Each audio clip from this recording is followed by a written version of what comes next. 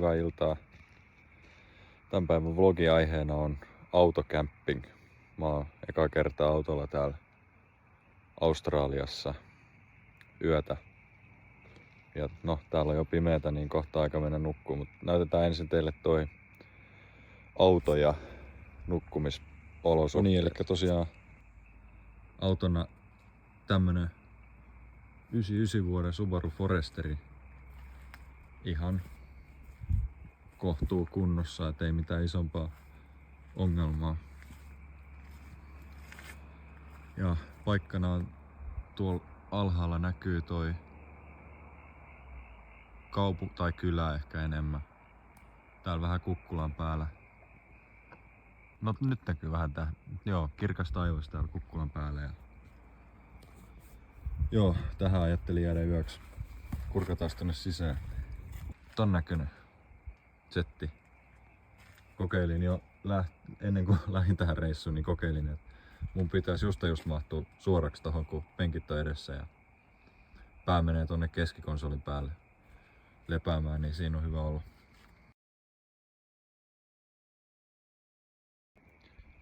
Ja täällä on nyt kun on hämärää, niin nuo kengurut ja muut villieläimet liikkuu ahkerasti. Mä katson, jos sais kameraa jonkun näkyviin.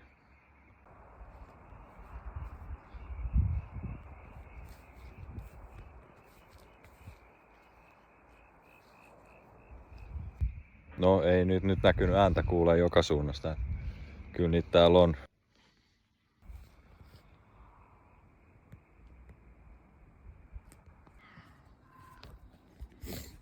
No niin, huomenta. Yöstä on selvitty ja nyt on aamu. Meni ihan hyvin, ei mitään ihmeempiä. Siellä on futikset vielä tulla pyörimässä.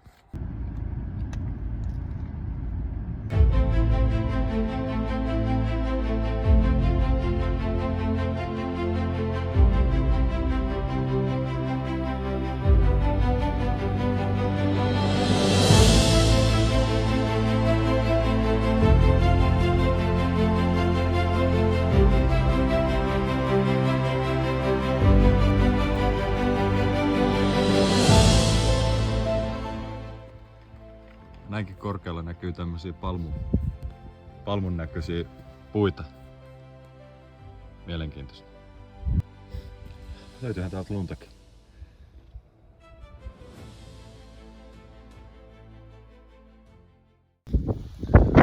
Selvittiin huipulle. Täällä tuulee niin kuin näkyy.